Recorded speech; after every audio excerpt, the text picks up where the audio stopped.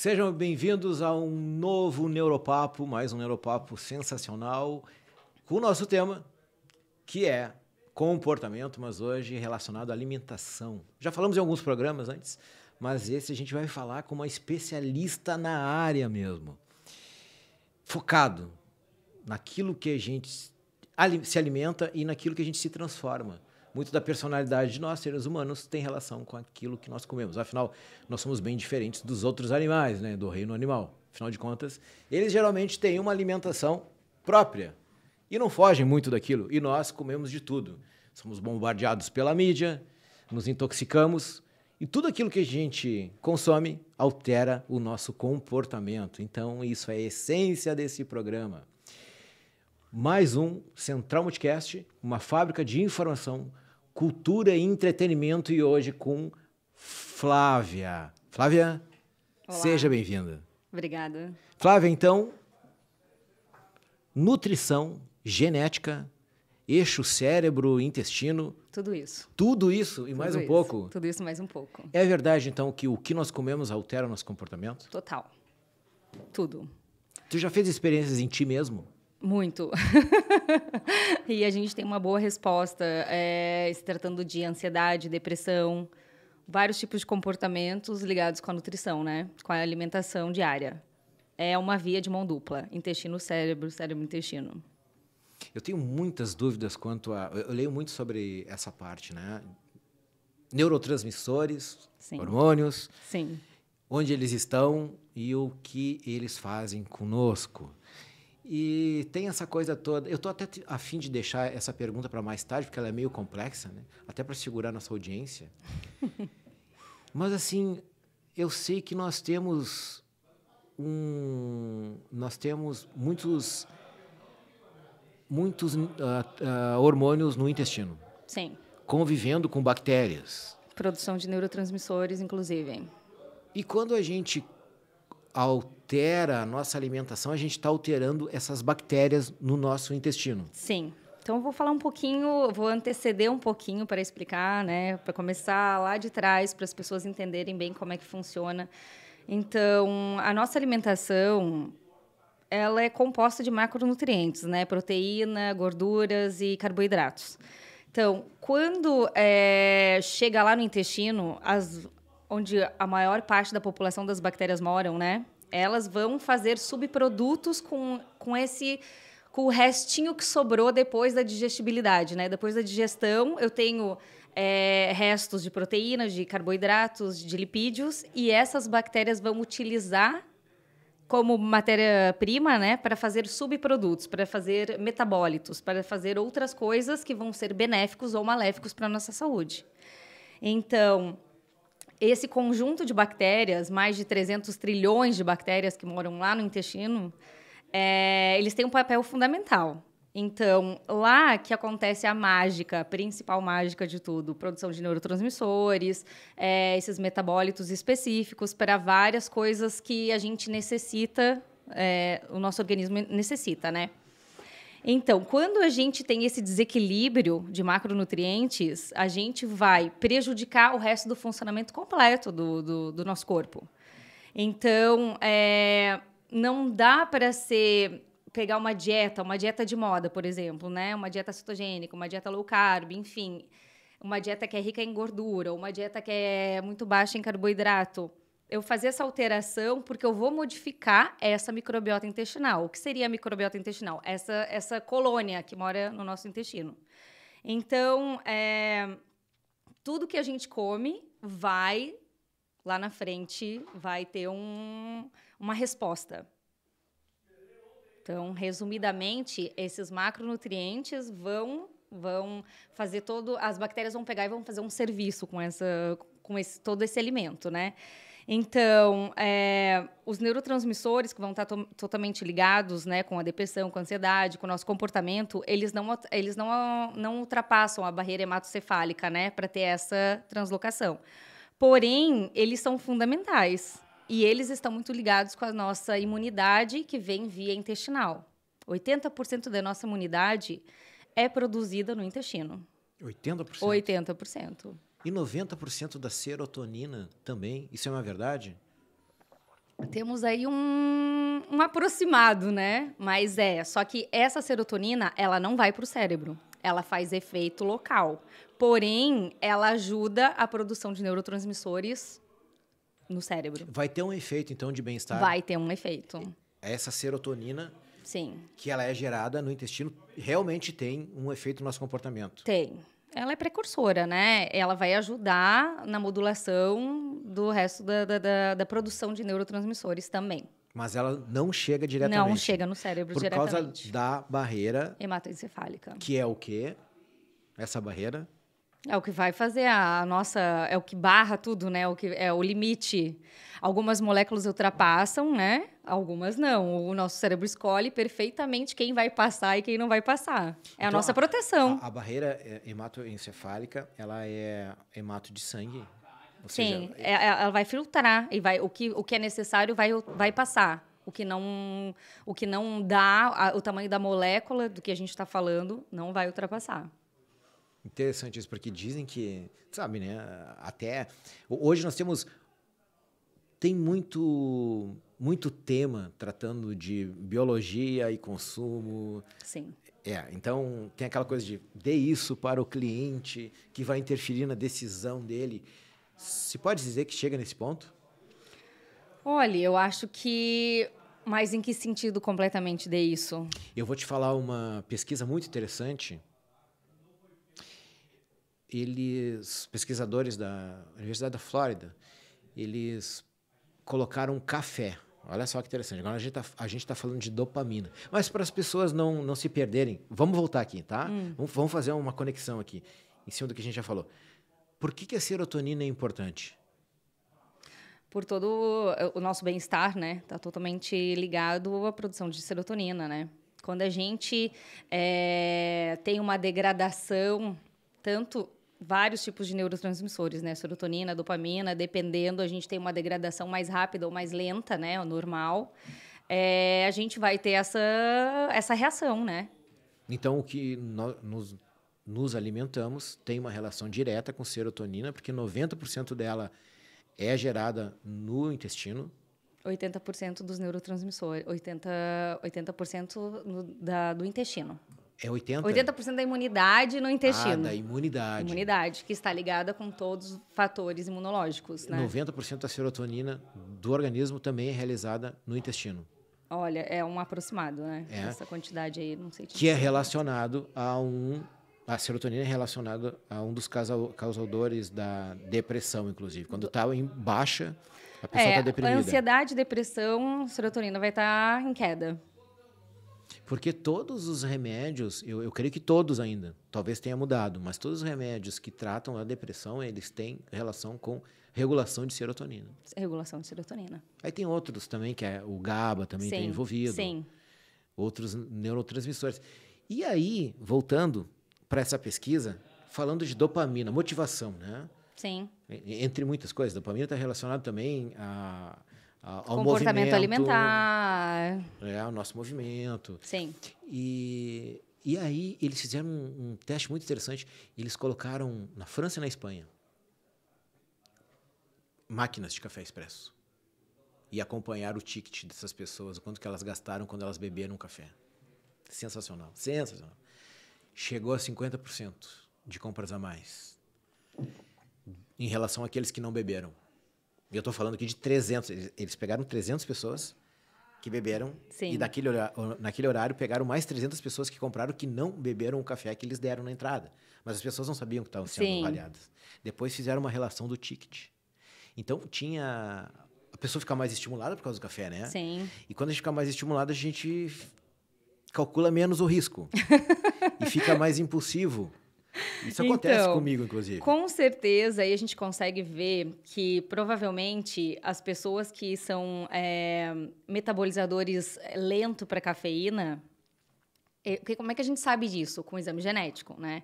É claro, com alguns sinais e sintomas, né, da pessoa, a gente já consegue ter uma noção, mas a gente consegue ver literalmente num exame genético. Então, a gente vê a CYP1A2, que é a via de 90%, mais ou menos entre 90% e 95% do metabolismo da cafeína é por essa via. Então, se você tem alguma alteração genética nesse gene específico, você vai ser um metabolizador lento para cafeína. E o que quer dizer isso? Que a cafeína que você ingere, né, ela fica mais tempo na corrente sanguínea. Então, o efeito dela fica mais tempo. É claro que tem o lado positivo e tem o lado negativo disso, né? E o outro metabolizador, o metabolizador rápido, que seria o normal, ele metaboliza de forma normal. Então, ele vai ter ingestão de café, né? Desde que seja com cafeína, óbvio, né? E ele vai metabolizar aquilo de forma naturalmente. Vai ter o pico, né, da cafeína no sangue, pode agitar mais, menos, mas o metabolizador lento, ele vai ficar muito tempo com essa cafeína na corrente sanguínea. Então, aí nessa pesquisa, dá para ver que pode ser que, olhando para tipos diferentes, geneticamente diferentes, vão ter uma resposta diferente. A média da atividade da cafeína no nosso organismo, a média é 8 horas? Depende, o metabolizador lento pode ficar até, 12 horas, pode ficar o efeito da cafeína. Não deve ser meu caso. Eu consumo muito café. O meu é o meu caso. É? No meu é. Tu consome bastante café? Eu tento não. Porque eu fico com um nível de ansiedade maior, eu tenho um outro gene que eu consigo analisar, então a cafeína, ela me gera um nível de ansiedade maior. Eu entrevistei uma neurocientista, a Aline Pagnussá. Daí ela me ensinou a tomar café. Daí ela disse, não tome café logo que levante. Levantou, espera um pouco. 1 hora, em torno de 60 minutos. Porque tá com um cortisol muito alto, né? O cortisol faz nós nos acordarmos, inclusive. Então não compensa pegar e aumentar níveis de dopamina, já que o cara tá no pico. Mesmo estando cansado assim, aparentemente cansado, os níveis de cortisol, eles estão trabalhando para a gente ficar ativo, né, durante o dia, né? Então, assim, espera aquele tempo que quando ele começar a descida, toma o café, que aí potencializa, levanta pico de novo e fica durante um tempo. Sim. O café, eu acho que tem um efeito interessante. Eu vou ter que fazer de repente, eu faço um acompanhamento contigo para descobrir o quanto eu sou estimulado por esses estimuladores, né? Tu trabalha com genética também? Trabalho com exames nutrigenéticos. O que seria isso, né? O que ele traz para a gente? Os exames nutrigenéticos, eles são compostos de vários perfis, né? Vários painéis, né? Então, eu posso ter o painel da obesidade, o painel de detox, o painel referente às vitaminas e minerais. Pode ter o painel, também tem alguns laudos, né? Alguns exames que trazem o perfil de esporte, que também está relacionado, tem a parte comportamental. Tem um perfil que é só comportamental, tem o perfil hormonal. Então, assim, tem um perfil cardiovascular. Depende da necessidade do paciente, o que ele está buscando, a gente escolhe o laboratório e o perfil genético, né? Aquilo que vai ser mais adaptado para o que o paciente precisa. Então, é importante também que não é assim, exame genético para todo mundo? Não. Depende dessa necessidade. Hoje em dia, a nutrição, ela ganhou várias especialidades, né? Antigamente tinha um pouco menos. Esse ano, acho que já foi no final do ano passado, ela ganhou 34 novas especialidades. Caramba! Entre ela, a nutrição... Quanto tempo? É recente. Bem recente, o Conselho de Nutrição, né, Federal, incluiu 34 especialidades. Então, uma das que eu já estou inserida, que é a minha área de estudo, é de gastro, né, gastroenterologia, que eu sou especialista em gastro, é uma nova especialidade de nutrição. A segunda, que eu também estou inserida, é a nutrição de precisão. O que seria a nutrição de precisão? São ferramentas que a gente tem e que a gente consegue... fazer com que esse paciente tenha um plano alimentar individualizado. Porque a gente pode estudar por metabólitos, exames metabólitos que o corpo produz, a gente consegue analisar. Com exames genéticos, a gente consegue analisar também. Então, assim, depende do que o meu paciente precisa, depende qual é a necessidade. Quem diz o que ele precisa? Ele já chega lá indicado por um médico? Às vezes, e a partir daí é contigo? Às vezes já chega indicado por um médico, às vezes eles querem fazer a questão de prevenção. que é muito interessante. E tu pode descobrir coisas também. Sim, sim. E aí, tu que dá o direcionamento. É assim, o nutricionista, ele não faz diagnóstico, né? O nutricionista. Então, se tem alguma coisa ali, a gente encaminha também para o especialista. Mas a gente consegue trabalhar... O exame genético, o que ele é? Ele é preventivo, né? Ele é preditivo, preventivo. Então, assim, você vê quais são as possíveis... o que você tem de predisposição genética. Doenças metabólicas, né? Doenças crônicas, como hipertensão, diabetes, obesidade. Você consegue ver se ele tem alteração em alguns genes que vão fazer com que eu tenha uma predisposição maior em ter deficiência de vitaminas e minerais. Consigo ver... a gente consegue predispor várias informações. E por que isso é interessante? Porque eu sei para onde que eu tenho que olhar com mais cuidado, aonde que eu tenho que programar esse plano alimentar, o que é mais interessante para o meu paciente. E o que acontece hoje em dia? As pessoas estão tomando suplementos de forma indiscriminada, porque escutou na internet que tal coisa é boa, escutou, aquela pessoa toma, eu vou tomar. E, no fim, pode ser que você não esteja metabolizando, pode ser que você não esteja absorvendo, né? Pode ser que para você não seja bom. Então, não existe nutrição que é igual para todo mundo. Não existe uma dieta que é boa para todo mundo. Isso é muito individualizado. E a nutrição de precisão, ela tem essa visão. Ela mostra para a gente as predisposições, ou até alguns tipos de exame já mostram para a gente o que está acontecendo dentro da célula, mesmo antes do exame de sangue dar alterado. Porque ele é antes disso. Então, a gente já consegue ver essas alterações dentro da célula, o que está sendo produzido pelo corpo. Então, a gente consegue prever aonde que tem que atuar, aonde que é o pulo do gato. Mas, então, todos nós somos diferentes. Todos nós somos totalmente diferentes. Eu costumo dizer que cada mente é um universo. Total. Cada paciente é um mundo. É um mundo. Interessante. E, então... Tu pode pegar 2 irmãos, até gêmeos, que tenham diferenças assim de reflexos na alimentação? Então, geneticamente, eles vão ter a mesma genética, né?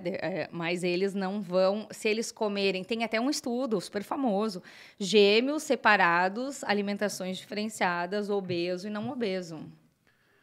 Caramba! É o meio. A gente é o meio que a gente vive. Então, o que eu tenho que levar em consideração, voltando lá atrás o nosso papo? Essa parte comportamental. A gente está inserido em vários meios, né? Meios diferentes. Então, eu tenho que levar em consideração o quê? Qual é o estilo de vida dessa pessoa, desse paciente? Qual é o histórico? Já tem patologia? Culturalmente falando, qual é essa parte alimentar, cultural, fatores culturais? Porque todos nós estamos envolvidos nisso. É cultural. O que a gente come vem muito dos nossos pais, dos nossos avós, é cultural. Flávia, então, tem vários fatores. E a Flávia Laboratório, autolaboratório? Tu disse que já fez alguns experimentos em ti mesmo. Que já. tipo? Eu falo eu, né? Eu vou testando coisas que aparecem porque a gente tem que saber como é que é, né? Então, eu já fiz dieta cetogênica, eu já fiz dieta low carb, eu já fiz o teste do suplemento de cafeína. A gente vai testando o que vai aparecendo, né? Mas, assim, para mim, foi um tiro no pé fazer uma dieta cetogênica, que é a base de gordura, né? Porque, geneticamente, eu tenho muitas alterações no perfil lipídico, no perfil de gordura. Então, para algumas coisas, cada dieta vai ter um objetivo mais específico, né? Então, ela pode me dar aquilo que eu estou procurando, mas, por outro lado, ela pode estar me prejudicando a longo prazo, né? Então, nada como se autoconhecer, né? Então, mas me diz aí alguns exemplos, assim, que tu viu o reflexo, assim, caramba, o impacto disso aqui foi isso. Então, voltando nesse perfil mesmo de gordura, né? O meu metabolismo para gordura, ele é alterado. Que tipo de gordura? Gordura saturada, não a gordura saudável que as pessoas conhecem, né? Tipo, gordura de fonte vegetal, né? Que estão nas oleaginosas, azeite de oliva, algumas frutas, né? Esse não aparece como prejudicial, mas a gordura saturada, para mim, que vem de fonte animal, essa me prejudica. Mas não a todos. Não, isso é muito pessoal. Isso eu tô falando só o que você perguntou de mim. O que alterou para mim? Então, se eu controlo bem essa ingestão, né? Sou uma pessoa que consigo perder peso de forma mais rápida. Para mim, funciona bem. Agora, tem outros alimentos também que a gente vai conhecendo e vai vendo. A cafeína, então, para mim, é uma coisa que não cai bem. Então, entra energético, essas, né, não dá para... Suplemento. Tem muita gente que toma suplemento com cafeína para ir para academia, porque acha que precisa dar um up, precisa ficar mais ligado no dia a dia. Pode ser que não esteja funcionando bem. Eu vi um experimento também com cafeína em academias. Daí foram milhares de pessoas acompanhadas e que para musculação não era bom. Não, para várias pessoas não vai ter o efeito que eles acham que eles estão ingerindo, porque eles acham que vai melhorar a performance. E não. Né? Tem uma piora da performance. E tinha algo interessante, assim, que as pessoas até ficavam mais estimuladas a fazer mais exercício, até faziam mais séries, mas não obtinham mais músculos. Então, é muito relativo, é muito individual. O que funciona para ti não funciona para mim. Simples assim. Então, por isso que a gente não pode levar de uma forma que é geral, generalizar tudo. Tal alimento é bom, é milagroso. Não existe. Tu falou que fez a cetogênica, a low carb. Qual a diferença das duas? A cetogênica ela é rica em gordura, né? É uma dieta rica em gordura para utilização de corpos cetônicos, que é o que vai ser produzido, né? E essas gorduras vêm de onde? A dieta, ela tem ricas em gordura animal, vegetal, depende do padrão de dieta, quem é que está montando essa dieta para você, né? Mas a cetogênica... Inclui ovos? Inclui. Na cetogênica? Na cetogênica, pode incluir sim. E a low carb? A low carb é baixa em caloria. Baixa em carboidrato. Desculpa, baixa em carboidrato. Então, mas a cetogênica é zero carboidrato, é essa a diferença? Elas têm algumas diferenças, né? Mas depende, porque assim, eu tenho low carb, que é 40% de carboidrato na dieta, já é low carb. Porque o normal é 60% de carboidrato numa dieta. Então, se eu tenho já 40%, já é uma low carb. Mas eu tenho low carb de 20%. Tenho low carb de 10%. Só que a gente tem que voltar lá atrás e pensar o seguinte: o nosso cérebro precisa 20% da nossa glicose, o nosso cérebro precisa. Chegou a notar alguma coisa quando tu troca a alimentação na tua pele?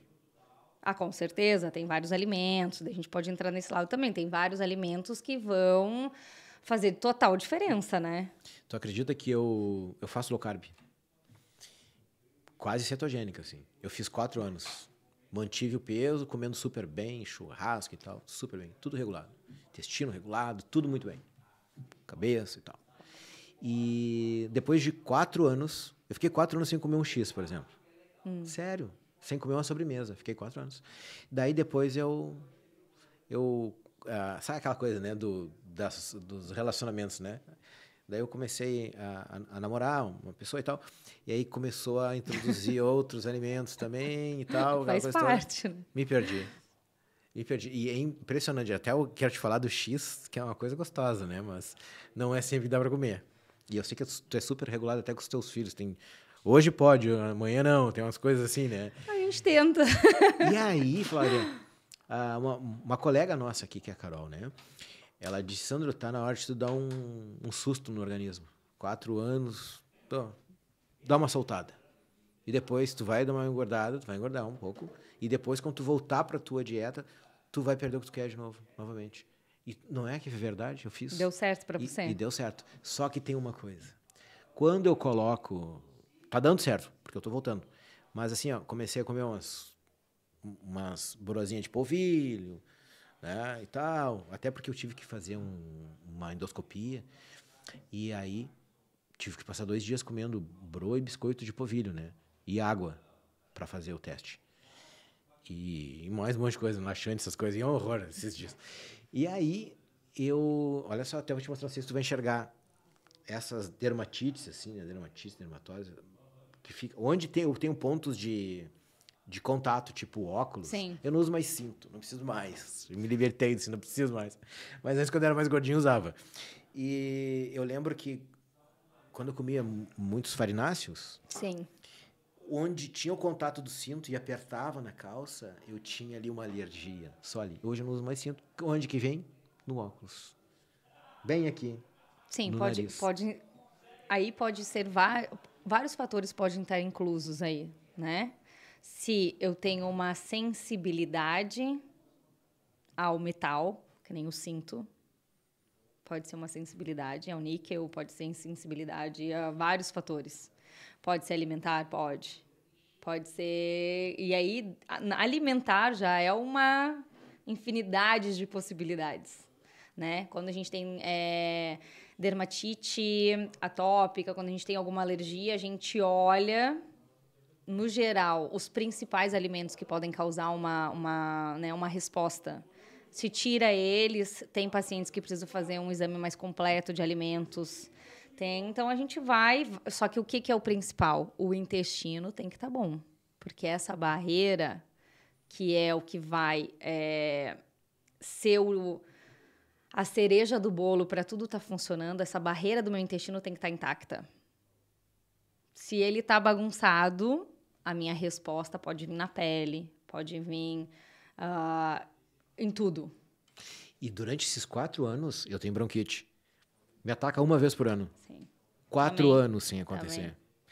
E eu voltei a comer uma coisinha aqui e ali, aí eu comi um X que é pão e tal, deu. Lá se foi, né?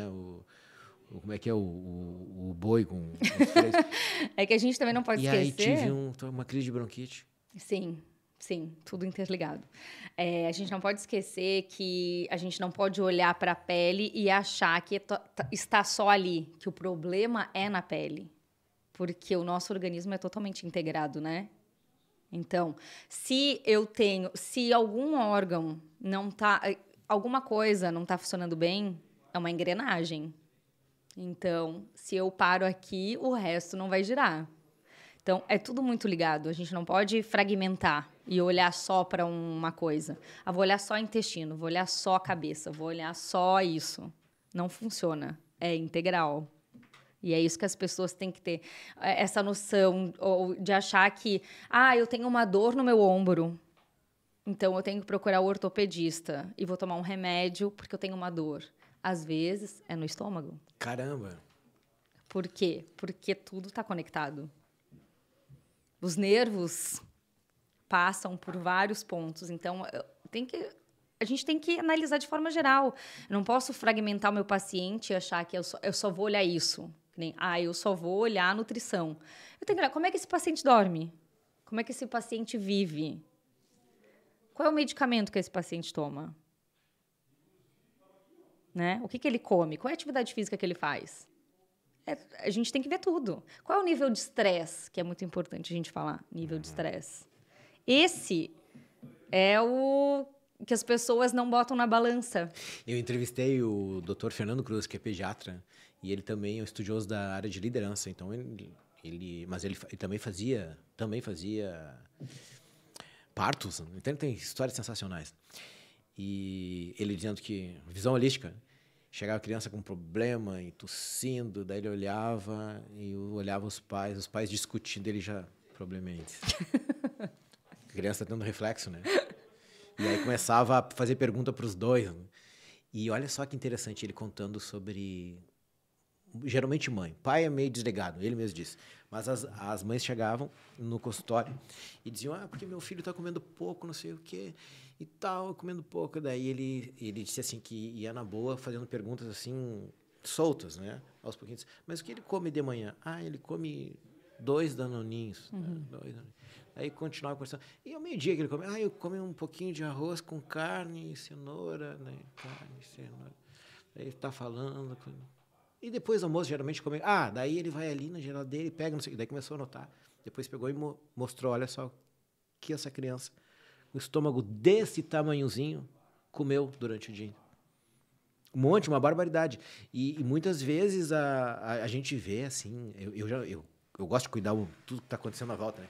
Já viu em restaurante, chega os pais, uma criança de 3, 4 anos, o prato é do mesmo tamanho dos pais. Sim. Seu cúmulo. A oferta está aí, né? E como é que tu tem esses, não digo esses embates, mas essa coisa assim da orientação, quando te aparece crianças que tu tá vendo que, pô, o problema são os pais, tem que disciplinar eles. Aí tu Quem é que tenta compra uma a comida? terapia. Né? Quem é que compra a comida? Quem é que dá? Quem é que permite? É claro, a saúde emocional, né? A saúde emocional dos pais tem que estar muito bem estabelecida, porque as crianças querem tudo, né? A oferta está aí.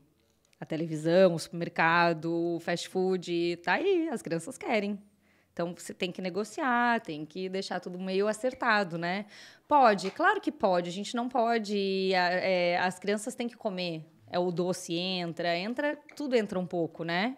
Porque a gente não pode limitar total. São crianças, né? Vão em festa, vão na casa dos avós, vão em tudo. Mas a gente tem que ter consciência e limitar. Tem que ter regra. Bom, tu é mãe. Vamos às dicas. Como é que tu faz isso? Então, o que funciona para mim, né? Eles vão assistir, né? O que funciona para mim? Acordou, tem que tomar água. Cada um toma um copo d'água. Vamos às dicas. Uma fábrica de informação. O que funciona também? Tem que escolher uma fruta, tá? Então, assim, eu tenho 4, 5 tipos de fruta. Cada um tem que escolher uma fruta. Então, assim, de tanto que isso acontece, virou rotina. Então, eu pergunto, qual é que você quer? Qual é que você quer? Então, fala, eu quero esse, quero Logo esse. de manhã, quando acorda. Não, o café da manhã, né? Uhum. Então, tem que escolher uma fruta. É base. Não pode querer comer outras coisas se não tiver a fruta. Uhum. Depois, claro, que tem a bolacha, mas a gente escolhe a menos pior, né? Porque são crianças e faz parte, né? Então, eu tenho em casa um de 7 anos que é vegetariano. Sempre foi. É uma criança que não gosta de carne, nunca gostou, nunca quis, já experimentou, mas ele é vegetariano por escolha, porque eu não sou e ninguém mais da família é vegetariano. Começou com que idade? Desde da introdução alimentar, né? Desde a introdução alimentar, ainda pequeno, ele não curtia.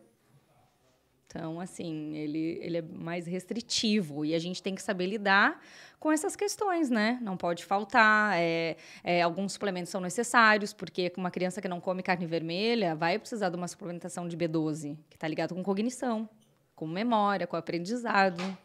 Pronto, Então, aí tu já tem uma diferença nos 2 filhos, moram no mesmo lugar, sim, e já tem um cuidado diferente com o outro. Já, cada um é um cuidado diferente. São totalmente diferentes. Então, a gente se adequa, né? E o outro? O outro come de tudo um pouco. Também não é o fã da carne, mas já se alimenta, tem mais opções, né? Consigo ter mais diversidade. Tu influenciou em alguma coisa? Não. Não mesmo? Não, só, claro, nas escolhas, nas melhores escolhas, né? Tipo, a fruta, tem que ter isso, a gente vai, né? Mas tem coisas que é nosso, né? Bom, ali eles estão contigo. Água, uma fruta, e agora Sim. eles vão para a escola, tu vai trabalhar. Almoço, praticamente feijão com arroz é o carro-chefe. Todos os dias. Tô espantado. Feijão com arroz. E daí o probleminha é a tal da batata palha. Esse é um probleminha gigante, porque eles adoram e eles querem sempre. Então, eles querem sempre. Se eu der todos os dias, eles vão comer todos os dias. Então, a gente tem que negociar. E como é que é essa negociação? Negociar, tem dias que sim, tem dias que não, aí a gente troca por outras coisas, a gente negocia, aí, né, já negocia com o lanche, então, assim, hoje não tem esse, mas o lanche é uma coisa que você gosta mais. E não tem chilique, não tem? Não tem, e né? no início, como é que era? Porque o primeiro deve dar uma força pra ti, né? Porque o outro vê que não adiantou muito com o primeiro, né? É tudo negociável. Aí negocia, não, depois tem um docinho, assim. Não, a gente não pode comprar, né? A gente não pode fazer trocas assim, tipo, faça isso que eu te dou esse, né? A gente tem que ter, eu sempre converso muito, né? Eu falo, a gente não pode, a gente já sabe a nossa genética, a gente já sabe o que acontece. A gente não pode ir por esse caminho, né? Não queremos lá na frente problemas, né? Então tem que cuidar, são predisposições. Então a gente é muito sensível nessa questão de gordura, batata palha. É gordura. Que é gordura trans. Vai ser gordura de várias formas, né? A gordura trans, ela causa essa nocividade toda mesmo? Sim. De que forma? Em nós? Como é que eu vou te dizer? Por exemplo... A gordura? o óleo de soja? Então, assim, ele não é um vilão por completo. Os óleos não é um vilão por completo. A gente tem que ter esses equilíbrios. Aí é que tá. A gente tem que ter equilíbrio. Só que o quê? Ômega 3, ômega 6, ômega 9. Se a gente aqui em Santa Catarina, onde eu moro, na Serra Catarinense, o consumo de peixe é baixo. Então, o quê? As preparações são com muito óleo. Então, eu tenho o desequilíbrio. Aí é que tá. Eu posso ter de todos um pouco? Posso. O problema é quando eu tenho muito desequilíbrio. Lembrando que a Flávia Guidali veio de Laje, Santa Catarina, para ser entrevistada aqui, hein? Aproveitem. Vem. Então, não é... Porque, assim, tem óleo de soja, óleo de Canola, girassol. Tem algum que é mais nocivo do que o outro? Então, Esse negócio vai a uma temperatura extremamente alta, você toma sim. aquilo ali que até prende fogo. Sim, mas assim, tem gente... são polêmicas, né? Polêmicas. A nutrição é cheia de polêmicas. Eu vou até te atropelar agora aqui, Flávia, porque, caramba, aquele negócio a gente consome na batata frita e tudo, né? Mas é proibido colocar no vaso, porque vai matar os peixes. Então, caramba, vai poluir os rios. Não pode colocar no vaso sanitário. Não pode. Sim. Sim, e tem nós podemos ingerir? E tem algumas dessas preparações que são fritas que não tem a gordura hidrogenada. Não, tem umas que só tem gordura mesmo. Só que a fritura em excesso não vai cair bem. Se você já tem uma sensibilidade, se o teu corpo já não metaboliza, se você não consegue quebrar de forma adequada, né, fazer essa metabolização e fica nessa ingestão diária, esse é o ponto. A gente pode tudo em equilíbrio, mas quando eu já sei qual é a minha predisposição genética, o que o meu corpo responde melhor, se ele responde, como é que ele responde ao consumo do carboidrato, como é que ele responde ao consumo da gordura? Então, da proteína. Se eu sei disso, como é que eu não vou adequar a minha alimentação? Eu fico impressionado com a potência viciante que tem o açúcar. E a gente sabe que os farináceos, né, de certa forma, acabam se transformando em açúcar. Né? E aí, é impressionante, eu já fiz esse teste várias vezes. Né? Principalmente quando eu estava no meio corporativo, ainda bem que não estou mais, tinha aquela coisa do horário. Sim. Toca o sinal, tu tem que comer no horário que tu não tá afim de comer, né? Teu organismo não quer comer aquele horário ali, né? Acorda quando inicia o trabalho, mas isso é uma outra crítica para um outro momento. E aí, Flávia, eu fazia um teste. Ficava dias sem comer sobremesa. Comia sobremesa naquele dia, um dia, bem pouquinho que fosse. 24 horas depois, no outro dia, eu tinha uma necessidade imensa de colocar o açúcar de novo depois do almoço. Chegava a entrar assim e começava a observar o que tinha de sobremesa naquele dia. Olha só que loucura isso. Um dia bastava para eu já precisar no outro dia. Para abandonar o açúcar é algo bem difícil. É difícil. E a gente... às vezes o paciente chega para mim e fala, mas eu não uso açúcar, eu não tomo café com açúcar, eu não utilizo. Mas no resto da alimentação dele já é rica em açúcar. É o industrializado, que é rico em açúcar. É o suco pronto, que é rico em açúcar. Então, assim, no fim, ele não utiliza o açúcar do açucareiro para adoçar um alimento específico, mas o restante da alimentação já é rico. Então, que nem você perguntou antes das orientações. Então, orientação é o básico. A gente recebe muito pouca orientação. Né? As crianças já tinham que ter na escola aula de culinária. A gente já tinha que ser preparado. A gente tinha que ser preparado a ler rótulo de alimentos. Para lá na frente a gente, né, ter uma noção muito maior. Teve um experimento que eu já citei aqui num programa, não estou lembrado qual, que eles fizeram para medir autoliderança em crianças. E o primeiro fator que mais alterava, a autoliderança era medida em cima de 4 componentes, né? Entre eles estava a criança tomar iniciativa. Vamos fazer tal coisa, eles observando as crianças. Vamos fazer tal coisa. Eles também estava brincar em equipe, o quanto se sentia bem harmonioso na equipe. Eram 4 elementos. Aí, eles mediram qual componente do dia a dia influenciava mais para ter números baixos de alta liderança. Né? Sim. Até o controle de impulso também era medida, era um dos outros elementos. E era a alimentação. E também, primeiro era a alimentação, o segundo era exercícios físicos, o último era sono, tempo de sono, né? Qualidade de sono também. Sim. Que eram os pais que diziam isso, os outros, os especialistas que estavam observando.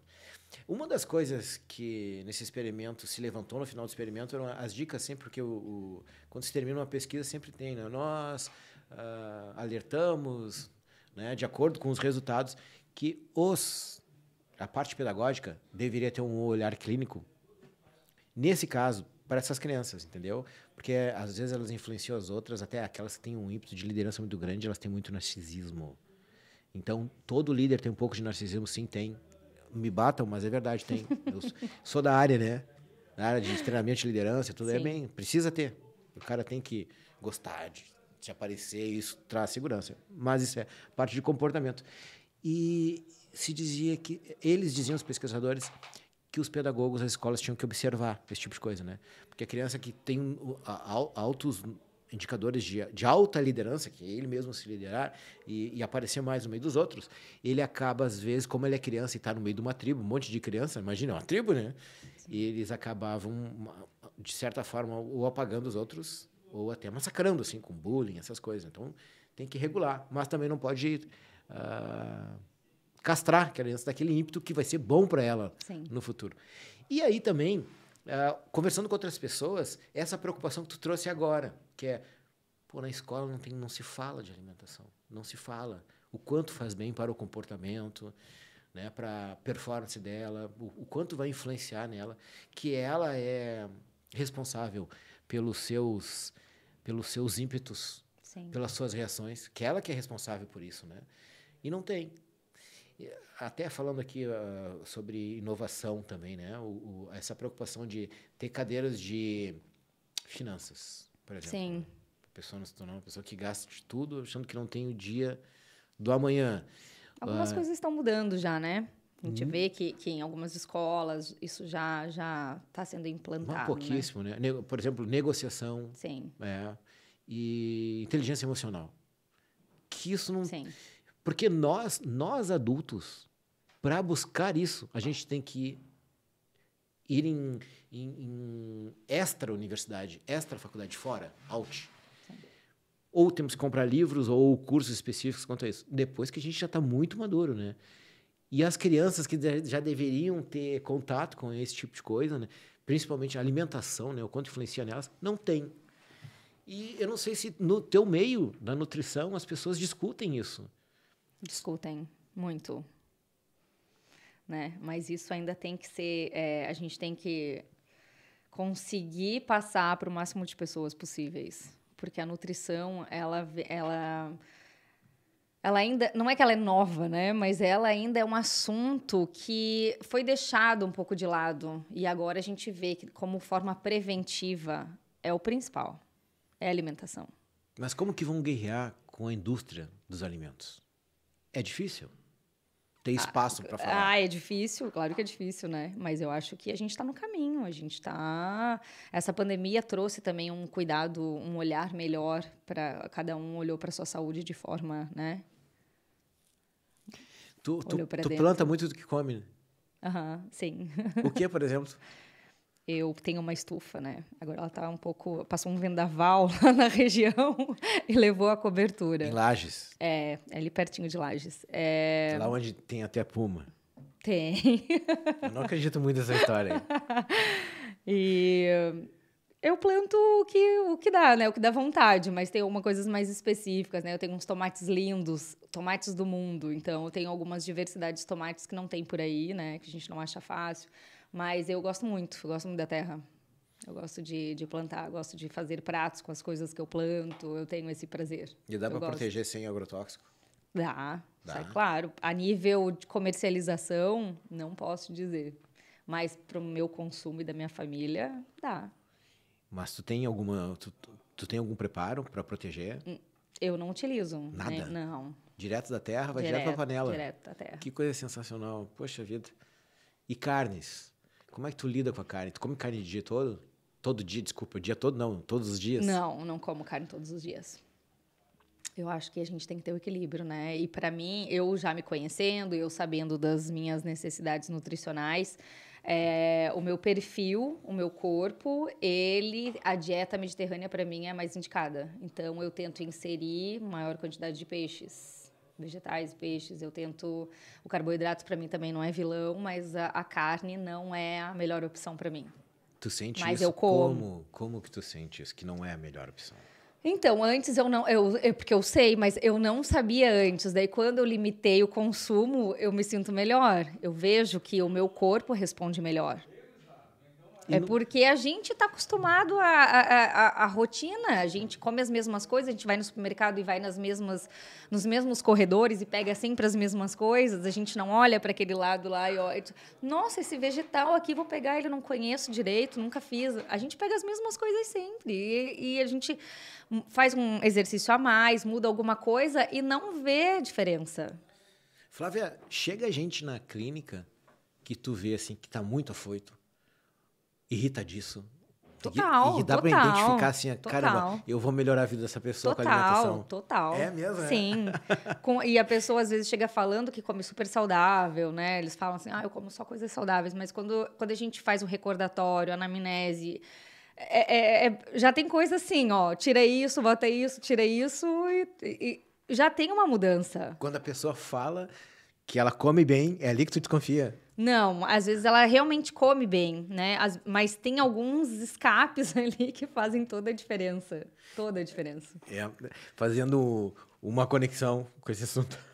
Quando... Ó, uma dica aí, uma orientação de vida. Quando o cara tá se relacionando, assim, e a mulher diz assim, eu sou tranquila, foge.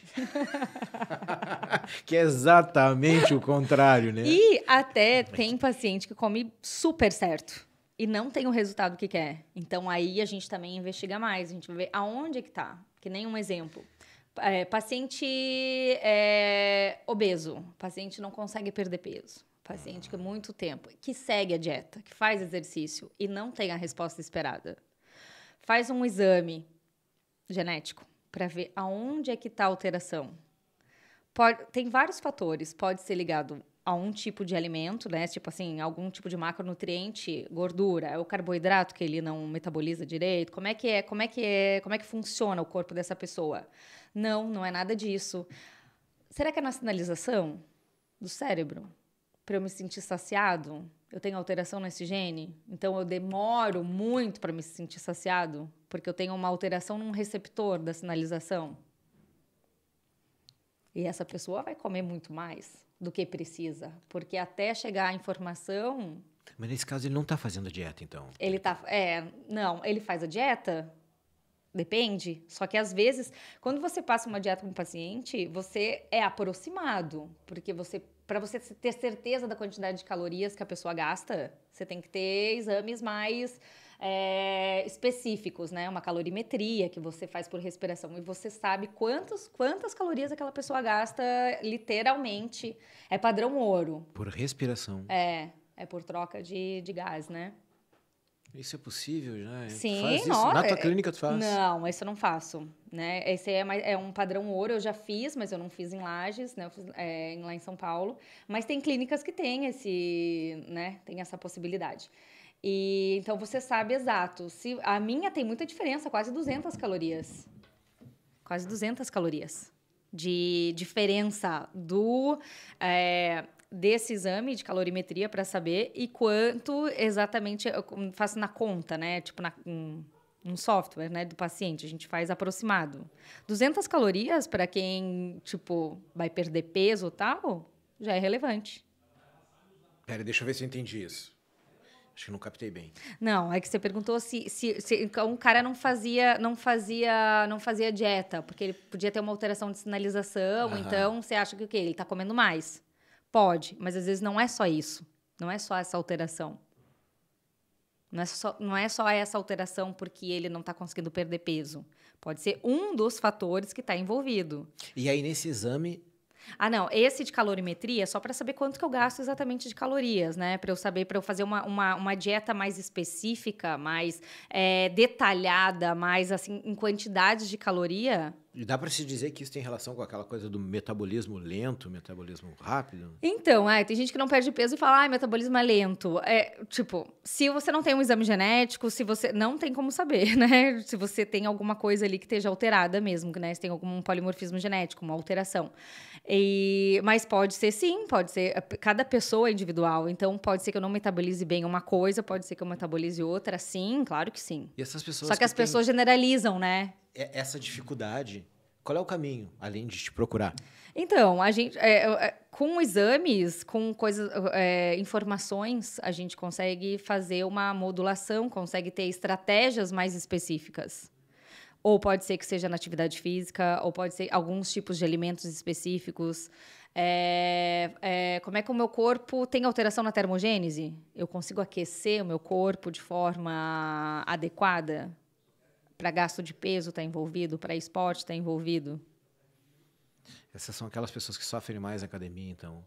As que sofrem, depende do quê? Tem aquela que sofre dor pós-exercício, Não, também perder a gente peso. consegue ver. Perder peso, então, aí são tantos genes analisados que a gente tem que ver onde é que está, onde é que tem alteração, onde é que eu consigo melhorar. Poxa, é um mundo. A tua especialidade genética agora. Eu sou especialista em gastro e estou finalizando a pós-graduação de genética, né? Genética clínica, nutrição clínica. Então, é possível, em cima da análise genética da pessoa, do que se pode mapear hoje, né? Falta muito, né? Sim, falta muito, mas a gente já tem bastante coisa. Ali tu já identifica várias coisas que... Várias. Por isso... Né? Começa a fazer as relações, daí começa a fazer adequações de vida. Sim. Mas quando realmente tem que reduzir bastante a comida? Sim, cada um. Mas tem paciente que come muito e não engorda. Tem paciente que come muito. Sabe que o comportamento, quando eu como, por exemplo, farináceo, né? Sim. Eu fico com uma ansiedade violenta. E a carne não, a carne me deixa satisfeito. Só que se eu começo a introduzir farináceos, fica difícil de largar depois. Fica. Mas é interessante, assim, altera demais meu comportamento, muito. Sim. Eu fico ansioso, com vontade de comer mais daquilo, e parece que não tem fim, assim, né? Sim, e se você pensar o seguinte, tem pacientes que constipa com glúten, né? Componente dos farináceos. Constipa. A constipação crônica, enfim, pega o raciocínio. Intestino. Cérebro. Comportamento. Tudo ligado. Entendeu? Então, tipo, como um alimento pode me dar uma resposta, pode influenciar o meu comportamento lá na frente. Os reflexos da alimentação mal feita. Crianças, digamos, ou jovens. Vamos para os jovens. 18, 19 anos, só comendo porcaria.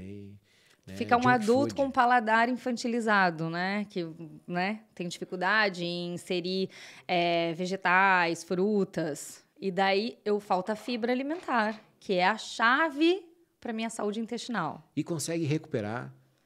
Consegue recuperar. Nunca é tarde, né? A gente sempre pode sempre estar... o corpo aceita, mas um estrago sempre é feito, né? Pois é. É nesse nível que eu gostaria de entender. A pessoa consegue, durante o tempo, voltar ao que era antes? Depende voltar ao que era antes. Como é que a gente não sei se a gente tem como saber. De uma natureza natural para ela, assim. Digamos, vamos lá, vou tentar me explicar. Ficou 10 anos da vida lá, dos seus 20 aos seus 30, bebendo todo dia, comendo porcaria, açúcares, um monte de porcaria. Depois começa a regrar a vida, né? Algum estrago já foi feito. É mesmo? Com certeza. Alguma coisa você já alterou. Com certeza. E não tem como retroceder? Não é que não sei se tem como retroceder. Depende do quê. E há casos que não tem mais como? Não, depende do quê. Porque se eu virei pré-diabético... Tem coisas que a gente consegue reverter, né? Mas eu não sei até que nível de estrago a nível celular foi feito. Então, essa é uma pergunta muito difícil de responder, se eu consigo reverter. Eu consigo melhorar, eu consigo me adaptar. É claro que não tem, a gente consegue, o corpo é uma máquina, né? Se a gente dá o substrato que o corpo precisa, se eu dou cofatores, né? Tudo que eu preciso para as coisas funcionarem de forma adequada, vai voltar ativa. Não sei se você já escutou sobre os telômeros. Sim. Telômeros, tem um exame também que você pode ver o comprimento dos telômeros. Os telômeros é a pontinha do cromossomo. Tá? É como se fosse um cadarço de tênis, né? Então, na pontinha ele tem aquela parte, né, toda amarradinha. E quando o cadarço fica velho, ele começa a abrir. E é isso que e vai perdendo a forma. Então, o telômero, que é a pontinha do cromossomo, ele vai perdendo o comprimento. E isso vai sendo um envelhecimento celular. Então, se eu envelheço a minha célula, eu vou ficar doente. Eu vou ter os efeitos do envelhecimento. Então, a gente tem que manter os telômeros de forma... o tamanho inicial, né? Mas com o tempo a gente vai perdendo. E o que ele me dá, né? Ele me dá assim, qual é a idade a nível celular. Como está a minha idade? Então, eu posso fazer um exame, eu tenho 41 anos, eu posso fazer um exame. Pode ser que apareça que eu tenho 41 anos, né? Da minha idade celular. Pode ser que eu tenha mais, pode ser que eu tenha menos. Depende de como é que eu estou levando a minha vida. Quando você vai perdendo, você não consegue, acho que não consegue aumentar, mas você pode parar o envelhecimento, pode segurar. E nos estudos que mostram o que mais desgasta, o que mais diminui o comprimento de telômero? O estresse crônico, a falta de atividade física, uma alimentação inadequada, um sono que não é renovador. Isso vai diminuindo o comprimento de telômero. E as amarguras da vida, as pressões. O estresse, né? O estresse. Eu fiz neurociência e comportamento, né? Eu sou formado, especialista na PUC. E uma das cadeiras, foi a última cadeira, aliás, foi uma cadeira muito impactante. E já tem cálculo do tamanho do telômero pela quantidade de vida que a pessoa tem. Eles olham e a relação é o seguinte, é muito interessante. Quando vai reduzindo, aquela pessoa vai viver pouco. Sim, então menor telômero, envelhecimento. Quer dizer, então, que o telômero ele pode ser um indicador de relógio de vida? Sim. Sim. A resposta era essa, sim. Sim. Tá, mas então, chegou um certo tamanho, a pessoa morre. Não é bem assim. A pessoa começa a ser acometida por doenças. Exatamente. Sim. E isso vem a ser a causa da morte, né? Enfim, isso Sim, e outros vários fatores. Eu perco as propriedades, né, de renovação celular, enfim, eu vou acometendo, a minha célula fica, né, eu vou tendo morte, eu vou ter, enfim... E isso torna possível a pessoa começar a fazer algumas previsões e adequações ao longo da vida. Claro que sim. Olha os telômeros da pessoa, certa idade, logo depois de nascer e tal. Mas o incrível é o seguinte, Flávia, as pessoas não nascem com ele do mesmo tamanho. Então, tem pessoas que já nascem com ele pequenininho. Sim, exatamente. Então, geneticamente, a gente tem um relógio já programado para ir embora daqui. Tem. Tu acredita nisso? Claro que sim. A gente nem todo não é uma máquina, né? Não é um padrão, né? Todo mundo, cada um nasce com o seu. Pode ter aí umas avarias no meio do caminho, né? Claro que pode. Mas é interessante isso. E eu também não tenho... Não sei se... isso é carga genética dos nossos antepassados? A gente que traz sim. Deles eu acho que sim. Também? Eu acho que sim, na concepção. Eu tenho uma bisavó que ela partiu com 102. A gente não sabe se é 102, porque quando ela fez 100, a gente parou de contar, né? E ela foi longe. Mas também tem parentes da mesma linhagem, né? Que partiram bem cedo. Mas e por causas naturais. Aí que tá, mas a gente não vai saber, a gente não sabe. Por quê? Qual foi a diferença? Qual foi o estilo de vida? Qual era a genética? Nunca vai ser igual. Então, a gente tem que fazer por nós, a gente tem que melhorar o nosso estilo de vida. E daí a gente entra na epigenética. Na epigenética. O que é a epigenética? Para as pessoas entenderem melhor, eu tenho a minha genética, que ela nunca vai ser alterada, né? Então, eu faço um exame genético hoje. Eu consigo... daqui a pouco pode ser que eu tenha mais informação, porque os estudos estão aí. Daqui a pouco um gene tal, ele vem associado a outras coisas e eu tenho mais informação. Mas a genética não muda. Eu já tenho lá característica e tal, a minha genética não muda. O que muda é como esse gene vai ser expresso. E daí entra a epigenética, que é como é que é a epigenética, o que vai acontecer, como é que eu modulo esses genes, qual é a carga que vem de fora, como é que é o meio que eu vivo, isso vai fazer alteração na modulação desse gene. A genética não muda. O que eu posso é como esse gene vai se expressar, né? Que a gente usa algumas palavras que é para as pessoas entenderem, elas não são ideais, mas eu vou silenciar um gene ou eu vou ligar o gene, né? Uhum. Então, não é assim tão simples que nem eu estou falando, silenciar. Mas, a grosso modo, é isso, entendeu? Como que eu faço a epigenética, essa mudança, como que ele vai se expressar? Como é que o meu gene... Eu quero que ele fique enroladinho, lá quietinho, ou eu quero que ele se expresse? Se é um gene que é para predisposição para doenças, eu quero que ele fique lá apertadinho e não se expresse. É como se fosse uma camisa de força. Se você está amarrado, você vai se expressar? Não. Então, eu posso utilizar vários tipos de fitoterápicos, alimentação. Eu tenho uma infinidade de coisas que eu posso utilizar para aquele gene, para eu não expressar aquele gene. Pode ser que eu consiga modular aquele gene com atividade física? Sim. O principal gene da obesidade, que é o FTO, que é o gene mais estudado para obesidade, se eu tiver um alelo só, ou de pai ou de mãe, eu já tenho que fazer o dobro da atividade física de uma pessoa que não tem esse gene, que não tem essa alteração nesse gene. Se eu quiser manter o meu peso, né? O que é um alelo? Um alelo quando a gente faz um exame genético, você vai ter 2 letrinhas, né? Que eles vão te dar o teu genótipo, né? Digamos, nesse mesmo gene, o FTO, ele vai ter um que vem da mãe e um que vem do pai. O pai tem 2, a mãe tem 2, vai vir um de cada e vai fazer a sua própria história, né? O seu genótipo. Então, ali a gente vê se tem alteração só de um, se tem alteração dos 2, ou se não tem alteração. Pode ser que eu tenha só um alelo de pai alterado, o que eu recebi. Pode ser que tenha o meu gene possa expressar? Não, pode ser que não. Cada gene tem o seu próprio código. Então, assim, só porque eu tenho uma alteração de pai quer dizer que eu já vou ficar doente, que eu tenho uma predisposição? Não. Não tem a predisposição? Depende do gene. Cada gene tem a sua própria informação e a gente analisa de formas diferentes. Às vezes, um alelo só não faz estrago. Às vezes, eu preciso dos 2 alelos trocados. Que também pode acontecer deles não fazerem. Pode acontecer de não fazerem. É predisposição, não é diagnóstico. O que vai fazer diferença para ele não se expressar, para não acontecer essa predisposição? O meio.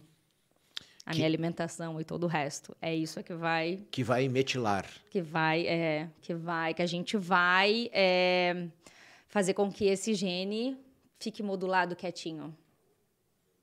Metilar, a gente envolve várias coisas também. E aí a pessoa tem uma vida em um ambiente conturbado e aquilo ali que podia startar acontece e a pessoa vem a adoecer. Sim. Filhos gêmeos morando no mesmo lugar, no mesmo ambiente. Essa pergunta eu adoro fazer. Filhos gêmeos morando no mesmo ambiente. Eles podem, com a vida parecida, né? Lógico, os mesmos pais, morando na mesma casa, frequentando a mesma escola. Eles podem vir a desenvolver doenças diferentes? Filhos gêmeos? Podem. Podem, porque são pessoas diferentes, né? Com as mesmas experiências? Mas cada um lida de uma maneira. Ninguém vai lidar da mesma forma. Com certeza. Sabe que eu fiz essa pergunta?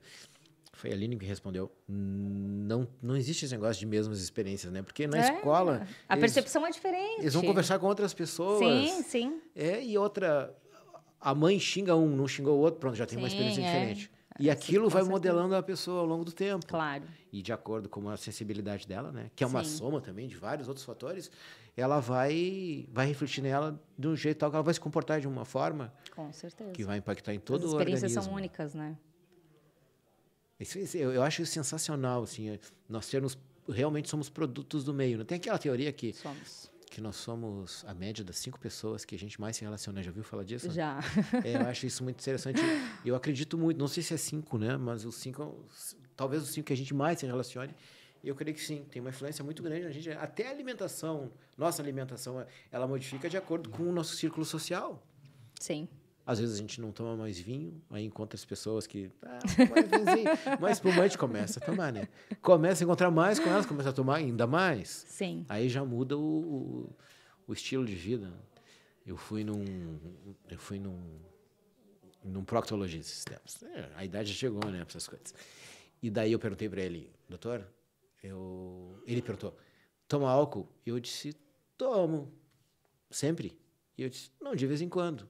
Aí eu devolvi a pergunta. Então, doutor, está me perguntando isso porque agora eu vou lhe perguntar, o senhor é médico, o senhor toma álcool? Ele disse, eu tomo. E eu faço até... Eu participo até de um clube de amigos que experimentam uísque. Eu disse, pô, mas não faz um mal destilado? Ele disse, cara, assim, ó, se tu olhar as pesquisas, tu vai ver assim que as pessoas realmente, quando não tomam álcool ao longo da vida, conseguem ganhar uma sobrevida. Assim.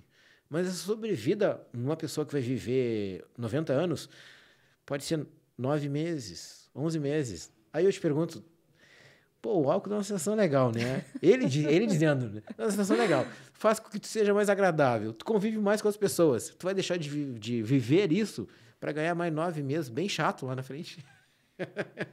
É muito relativo. É muito relativo também. Tem gente que não consegue metabolizar o álcool de forma adequada. Então, esse já vai ter um prejuízo maior. Uhum.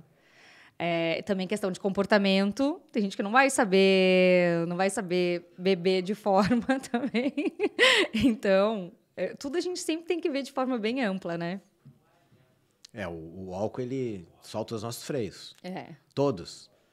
Todos mesmo. E prejudica também várias... Não tem um estudo que fale que X de álcool é seguro. Por quê? Porque cada um vai responder de uma forma diferente. Por isso que aquele exame de bafômetro eu não acho legal. Nos Estados Unidos, o cara vai ver, vamos ver quanto afetou em ti. Caminha aqui nessa linha. Se o cara não conseguir caminhar naquela linha ali, ele tá com problema de equilíbrio, de coordenação. E aí ele vai preso naquela hora. Agora, se ele tomou e caminhou na boa, ele tem condições de dirigir. É uma visão interessante. Eu acho até que eles devem... Não sei. Até alguma coisa que eu vou ver. Se tem mais acidentes de trânsito lá do que aqui. Agora, se cada pessoa é uma pessoa diferente, né, como tu estás afirmando, então o bafômetro vai influenciar de forma diferente nas pessoas. Vai, claro que vai, né? O álcool vai influenciar de forma diferente para cada um. E eu acho legal que assim, o que está mais envolvido é o GABA e o hormônios, né? O GABA e o glutamato, né? O glutamato faz com que a gente se agite mais. E o GABA, que a gente fique mais tranquilo. Aliás, no sono, o GABA está bem presente. Sim. E ele faz exatamente... que ele potencializa o GABA, que faz com que a gente fique mais sonolento. Como ele e no glutamato, que a gente fica mais agitado, ele reduz o potencial. Por isso que a gente fica meio assim, né? Meio down, né? E aí, quando vem para cá, a parte da cognição, né? Que também. Por isso que a gente perde o freio social. Porque... Sim. Como fica mais lento aqui, né, a gente conversa mais, mas daqui a pouco chega um ponto que começa a fazer bobagem. Não dá mais. E aí no cerebelo, com o movimento, esses dois hormônios trabalhando ali, eles vão fazer o quê? Que a gente fique mais, né, malemolento. O somato sensorial, né? Sim. Ele também, que é na lateral, mais próximo do temporal, essa região, com esses dois hormônios recebendo esse impacto do álcool, eles fazem com que a gente comece a falar... Sim, começa a alterar. Que é a área motora, né? Isso Sim. Tudo tem explicação, tudo. Né? É fantástico. O corpo humano é maravilhoso. Eu quando eu tomo álcool, eu sinto uma diferença enorme na minha dicção. Nem é no corpo, assim, mas eu sinto bastante aqui, o controle da boca. Aprendi ontem com eu recebi ontem uma cantora... E André Cavalheiro, ela me ensinou um monte de exercício ontem para eu trabalhar a boca antes de fazer uma palestra, um treinamento, bem legais, assim, muito legais, né? Técnicas sempre são boas. Como é que tu trabalha quando tu tem em ti mesmo e dicas que tu pode dar para controlar a vontade de comer doce? Então, também é muito relativo. Tem pessoas que têm uma necessidade maior. As mulheres, elas também têm uma influência do período hormonal, né? Então, assim, são coisas diferentes, mas tem uma necessidade maior, né? Eu acho que envolve a questão... a gente tem genes que predispõem uma preferência alimentar, né? Então, assim, também é muito individual. Então, assim, a gente tem que sempre olhar para trás e ver. Não tem uma coisa que eu digo só, isso aqui tira vontade de comer doce. Tem manipulações? Tem. Mas a gente tem que olhar para trás e ver por que eu quero esse excesso de açúcar. Será que a minha microbiota intestinal está desregulada? Entendeu? Então, assim, aonde que está o ponto para eu olhar e ver onde é que está o desequilíbrio aí? Será que é emocional? É comportamental? Tu tá pedindo pra pessoa dar um mergulho profundo em si mesmo. Tem que ser. Por que eu tô assim? O excesso de uma coisa é uma falta de outra, né? Normalmente as coisas, né, o desequilíbrio de algum lugar. Então, se eu tenho o excesso, eu tenho que ver onde é que tá o, né? Porque não tem como, é que nem se eu falar para ti, vamos fazer uma formulazinha então para diminuir a vontade de doce. Tô generalizando. Não vai funcionar para todo mundo, né? Tá, Flávia, mas daí o teu paciente diz assim, tá, mas não tem jeito, eu não consigo, eu acabo comendo. Eu abro a geladeira e vou comer doce, procuro doce. E aí? O que a Flávia faz? Tá comportamental, a gente tem que ver se tá seguindo a dieta, tá, o que muda? Qual é o gatilho dessa vontade de comer doce? O gatilho, onde é que tá? É algum problema familiar? É dentro da minha casa? É no trabalho? Tá, mas se já se instaurou o vício? Então, a gente tem que descobrir por quê, onde é que tá. É claro que tem alimentos que favorecem, né? Eu posso consumir alimentos que sejam mais cítricos, que me ajudam, né? Eu tenho que ver se a minha ingestão de água também tá correta, porque se eu ficar desidratado ou eu tomar uma quantidade menor de água, também talvez eu coma mais. Então, assim, depende. Cada caso tem que escutar o paciente e ver. Nós vamos seguir por esse caminho, nós vamos fazer isso, nós vamos fazer assado. Sempre é diferente. Eu não tenho, assim, uma regrinha para isso. O que é orientação básica para paciente? Água tem que sempre ser o suficiente, porque a água está envolvida em vários mecanismos. Produto industrializado, o menos possível. Tempero pronto? Jamais. Jamais. Então, refrigerante, claro que é isso que eu acho difícil as pessoas tirarem, né? O álcool e o refrigerante. Mas não é que a gente tenha que tirar, a gente só tem que escolher qual é o momento. Não posso todos os dias, não. Suco de caixinha, jamais também. Se não for 100%, né, fruta, jamais. Então, assim, a gente vê o consumo do paciente e vê aonde é que está. Às vezes a pessoa come bem, mas o excesso da cafeína, a pessoa está fadigada. A pessoa é metabolizadora lenta, toma um excesso de cafeína e é um ciclo, né? Tô cansado, vou tomar café. Ele nem dá o pico que a pessoa quer de energia. E daqui a pouco ela já toma outro de novo de tarde e assim vai, uma térmica de café. Ela se sente fadigada, acorda fadigada, não vê que a cafeína ficou lá 24 horas na corrente sanguínea, 12 horas na corrente sanguínea, tá, entendeu? Vira uma bola de neve. Então, é que nem o açúcar, é que nem... Tem vários alimentos que a gente tem que analisar. Quanto? Qual é a quantidade? Qual é a qualidade? Qual é a quantidade?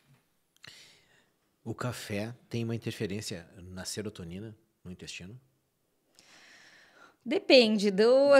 Pode ver que tudo eu falo depende, né? Porque depende mesmo. Porque depende do que está acontecendo lá. Tem um maldito hábito brasileiro. Café depois do almoço. Sim, isso tem que ser no mínimo 40 minutos depois da refeição. Por quê? Porque não é que vai fazer mal, mas eu vou inibir a absorção de outros nutrientes. Porque a cafeína, os alimentos, eles competem, né? Mesma via, eles lá dentro, eles vão estar na mesma via, eles competem via metabólica, eles tiram, inibem a absorção de outro. Então, assim, sempre tem regrinhas básicas, né? Que pra gente, nutricionista é meio que básico, mas, assim, para as pessoas, às vezes, não sejam tanto, né? Por que a gente come uma fruta cítrica depois do almoço? Para absorver o ferro. Porque ferro, para ser absorvido, precisa de vitamina C. Por que na churrascaria tem abacaxi? Por quê? Porque tem bromelina. E a bromelina ajuda na digestão de proteína na carne vermelha. Então, tipo, não é à toa. Então, assim, eu tenho alimentos que são específicos, que têm enzimas digestivas específicas que eu posso utilizar junto com a alimentação, dependendo do que eu estou comendo. Tem vitaminas que eu tenho que utilizar com outros alimentos para ter uma... Elas trabalham de forma, uma sinergia. Então, eu preciso... Ajuda. Então, tem aí uns casamentos que são interessantes. Totais. Abacaxi com a carne vermelha. Sim. É legal comer. É legal. O que mais?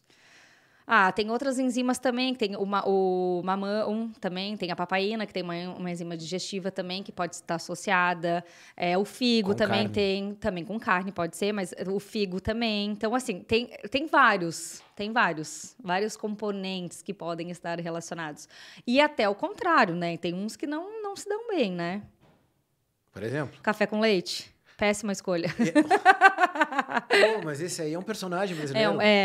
Mas o ferro e cálcio ali, tem outros alimentos que também eles não se dão tão bem assim. Qual é o questão impacto de negativo? absorção. O que acontece? Às vezes eu estou ingerindo, tipo, minha alimentação é linda. Eu estou ingerindo, mas eu não estou absorvendo. Então, não na melhor forma. Eu posso comer super bem, mas às vezes eu não consigo metabolizar, não consigo absorver, ou não consigo digerir direito, ou não consigo excretar direito.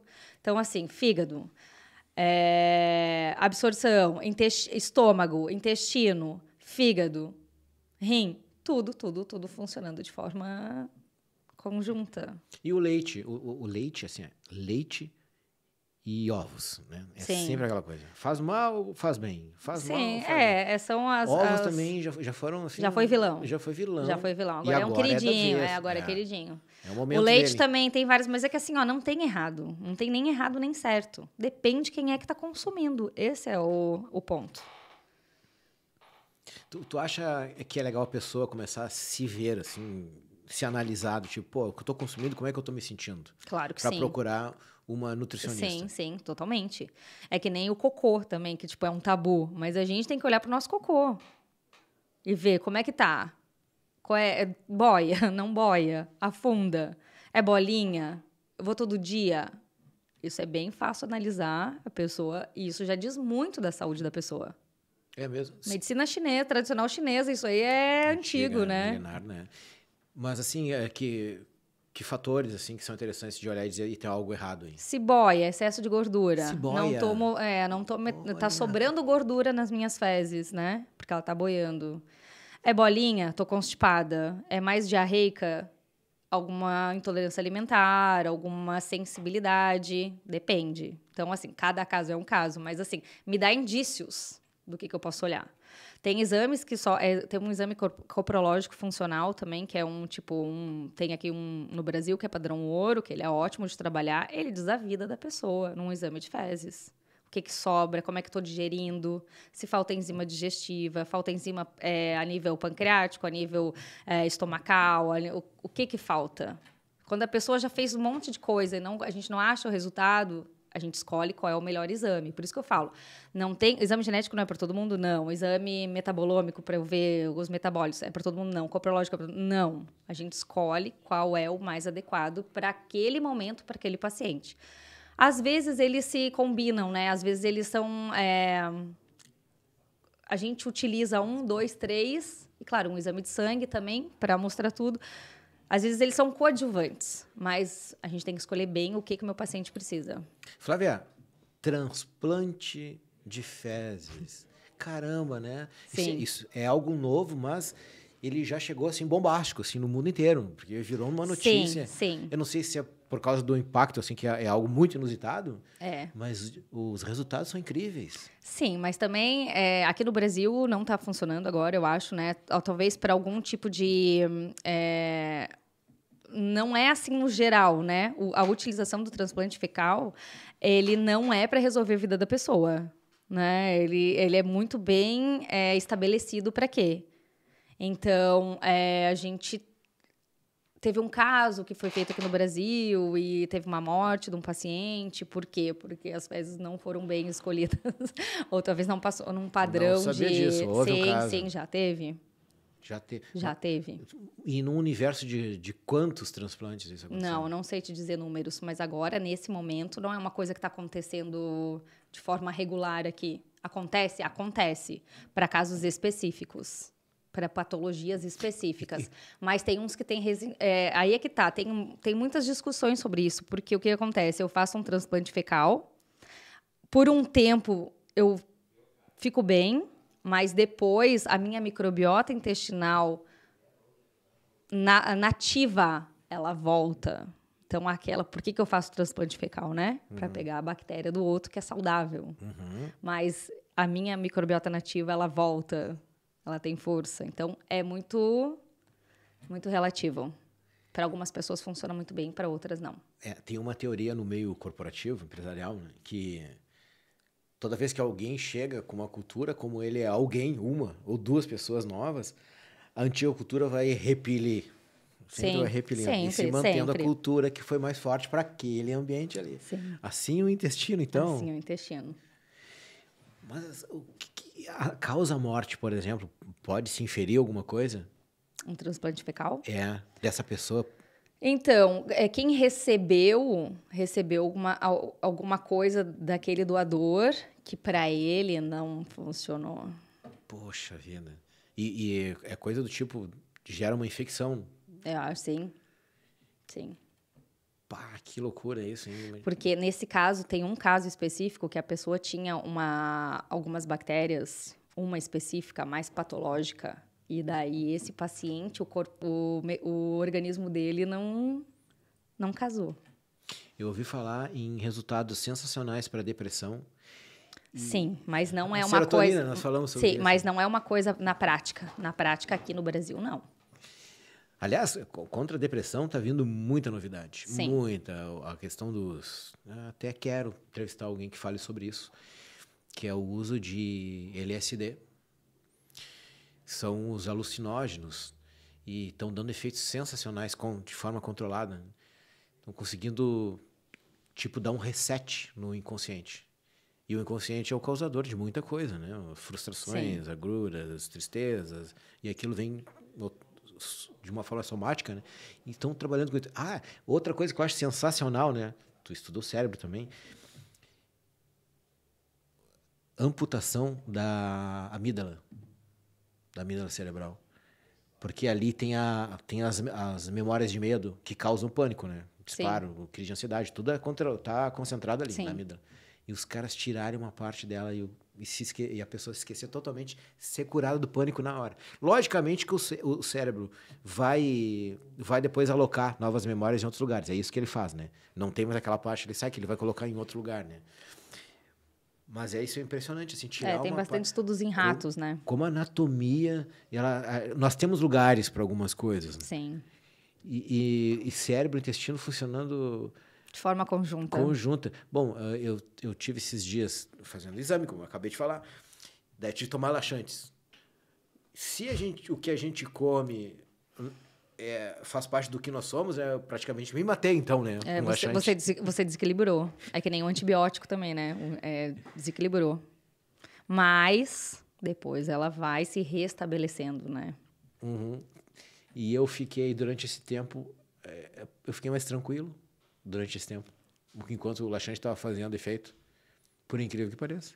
Sim. E me ajudou, inclusive, eu tinha que ficar praticamente 3 dias sem comer, só comendo umas coisinhas de polvilho, assim, e água, para fazer exame e tal. E eu fiquei mais calmo durante esse período. Nem fome eu estava sentindo. Sim, deu uma desequilibrada, né? Pode ter sido bom. Como altera, né? Como altera. Tem algumas dicas em reuniões, a gente estuda isso em neuromarketing. Né? Tem até uma disciplina nova que já está tendo em universidades, faculdades, que é biologia do consumo. Olha que loucura. E fala sobre essas interferências que a gente pode fazer no cliente. Aí tem de tudo, né? Sim. Ambiente, neuroarquitetura, né? Ambientes biofílicos, aquelas coisas todas. O som, a frequência. As cores.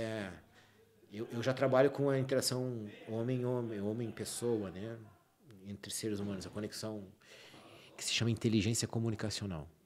que é tu conseguir prender uma pessoa durante 1h30 conversando e a pessoa está ali contigo e gostando daquilo.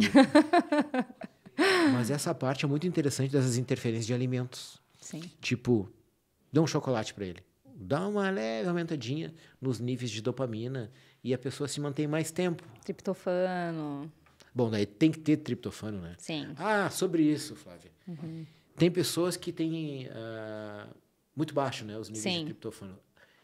E para regular isso, se come o quê?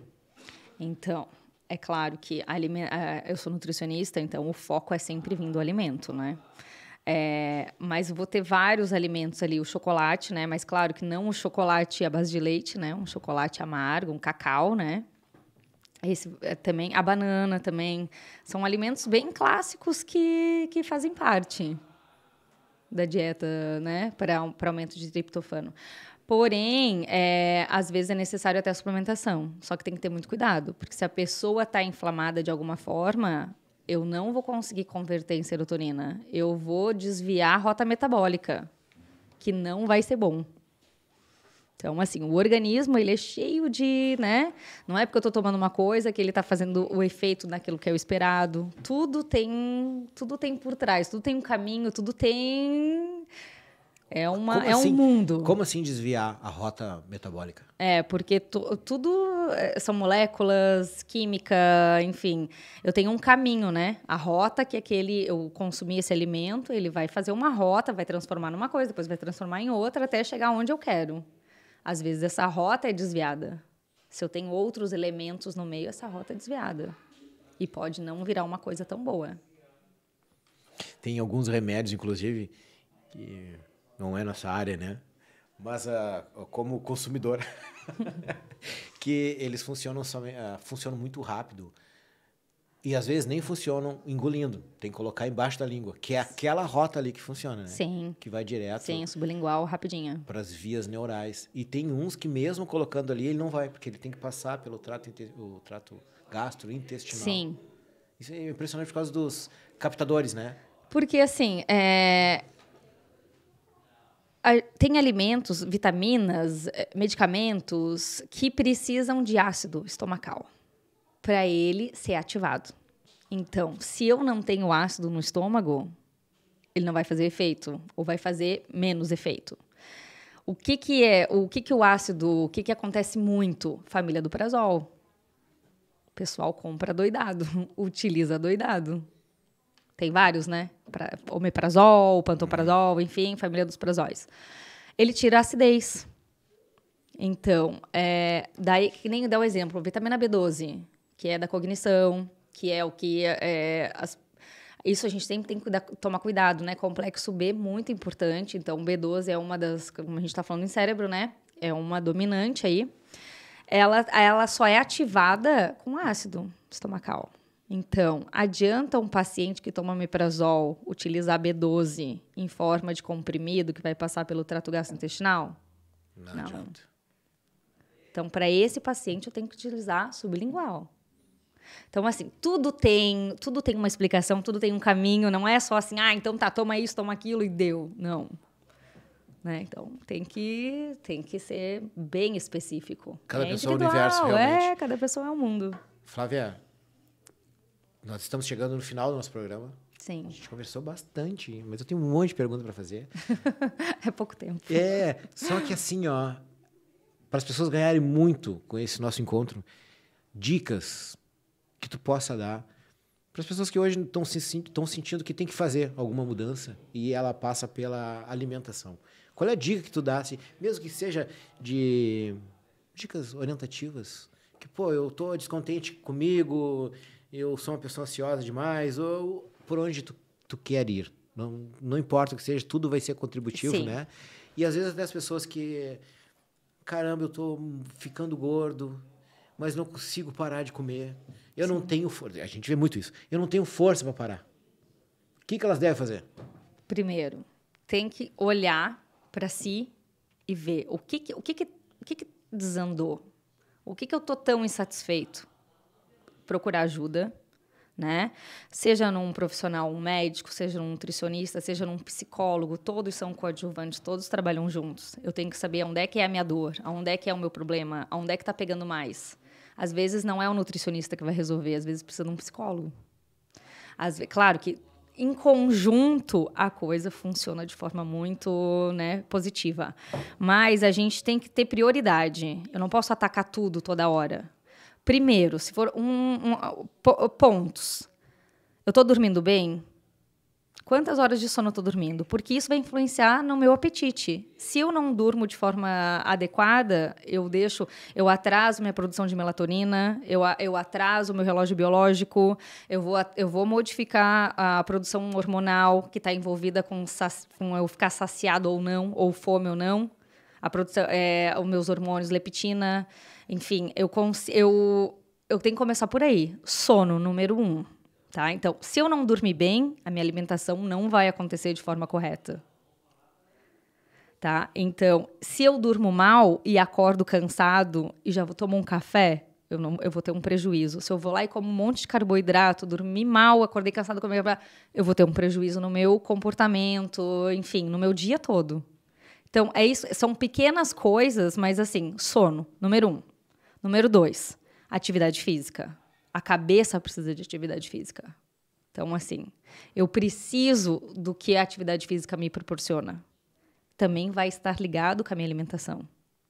Depois, se isso aí está tudo indo certo, a gente tem tem um checklist. Então, sono, exercício físico, alimentação. O que eu tô comendo que é excessivo? Eu tomo muito café, eu utilizo muito açúcar. Se eu utilizo uma colher de açúcar, de sopa de açúcar no meu café, então eu utilizo a metade. E fico utilizando metade ali durante 1 mês, 2 meses, utiliza metade. Quando você se acostumar, você corta a metade. E assim vai, até tirar. Porque quem gosta de café com açúcar é porque não gosta de café. Tá? Então, assim, tem que cortar. Né? Então, tem que escolher outro tipo de bebida. Então, assim, a pessoa tem que pegar é o detalhe que faz diferença. Não é aquilo que eu como no final de semana que é em excesso que vai fazer diferença. O que faz diferença é o que eu como todo dia. Se é o açúcar que eu boto todo dia, então é o açúcar. Se é o sal que eu boto na mesa para me servir, eu exagero no sal. Se eu tenho muita vontade de comer coisa muito salgada, então tem que ir por esse caminho. Onde é que tá? Tem que descobrir onde é que estão onde é que tá desviado aí. Né? É no detalhe. Não é eu querer mudar minha vida toda. Então amanhã eu vou começar academia, eu vou deixar de comer tudo, eu só vou comer salada e carne e deu. Não adianta. Mudanças repentinas, 100%, fazer uma virada, não funciona. As coisas funcionam para a maioria das pessoas de forma lenta. Então, você tira o que realmente precisa. Tem que ser isso. E vida social. Tem que ter vida social. Então, já estamos aí no quarto, né? Sono, atividade física, exercício, relações saudáveis. Não adianta fazer exercício físico, comer bem e dormir mal. Não funciona. Funciona eu dormir bem e comer horrores? Não funciona. As coisas têm que ser em equilíbrio. Então, eu tenho que procurar aonde é que está desequilibrado e começar por aí. Essa é a minha prioridade. E adequar. Flávia, podemos encerrar por aqui? Podemos encerrar. Então, nós vamos deixar para um outro programa para falar de suplementos, falar de adoçantes, que dessa vez não vai dar. E o pessoal, se tiver essas dúvidas que eu acabei de embutir na mente de vocês, né?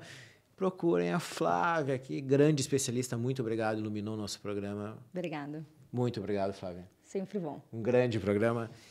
E quinta-feira que vem, mais um Neuropapo no Central Multicast, uma fábrica de informação, cultura e entretenimento. Flávia, até logo.